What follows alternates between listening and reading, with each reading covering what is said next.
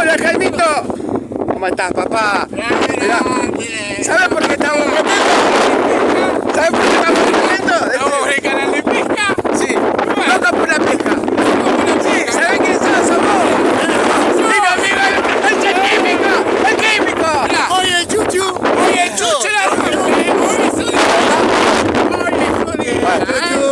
Vamos, Chuchu, vamos, estudiar. Estamos re contentos, ¿sabes por qué estamos contentos? Porque mira, si llegamos, que iba a sacar una corvina, papá, mira qué corvina. Acá hay que la tuya, tomá, Chuchu. Tomá, vení. Vamos, Chuchu. No, papá. Mira qué canal que llegamos. Canal 15.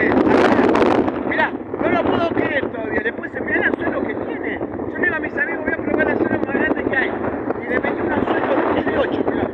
Pero la boca es chica. No lo puedo creer, Chuchuá. Muchachos, este loco por la pesca.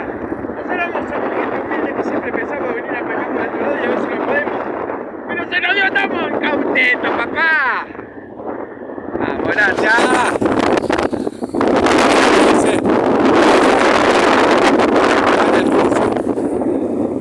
Qué hermoso.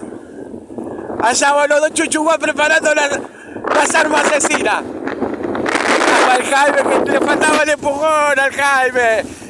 Jaime, prepara la asesina que te faltaba el empujón, papá. Ahí vamos preparando.